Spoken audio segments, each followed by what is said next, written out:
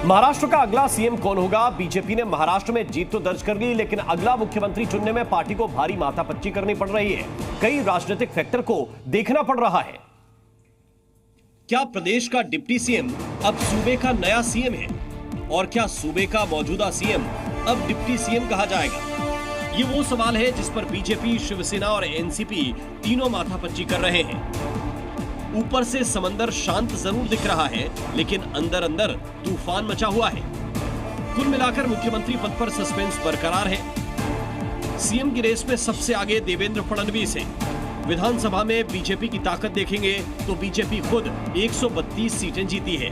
वहीं एक निर्दलीय भी बीजेपी के साथ है। इसके साथ ही शिंदे अजित के सिंबल से 9 बीजेपी नेताओं की जीत हुई है। अगर उन्हें भी जोड़ ले तो बीजेपी का आंकड़ा 142 तक पहुंच रहा है।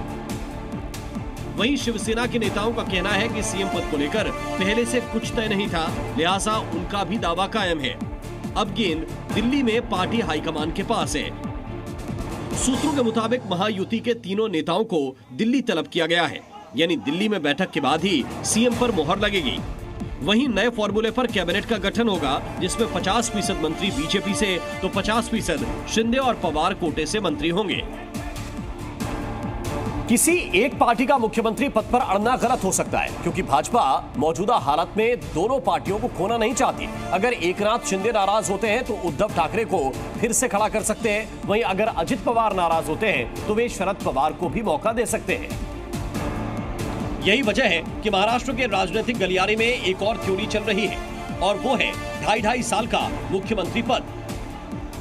राजनीतिक जानकारों की माने तो शिवसेना शिंदे गुट बीजेपी के सामने 2.5 साल सीएम पद की पेशकश कर सकता है।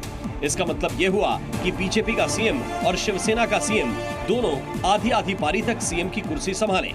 हालांकि इस फॉर्मूले पर बीजेपी सहमत हो, इसकी संभावना काफी कम है, क्योंकि इससे सत्ता के 2 केंद्र बनने की संभावना बढ़ जाएगी।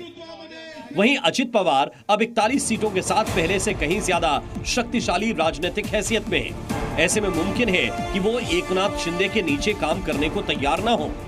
यही वजह है कि बीजेपी संतुलन बनाने की कोशिश कर रही है और मुख्यमंत्री के चेहरे के ऐलान में वक्त लग रहा है।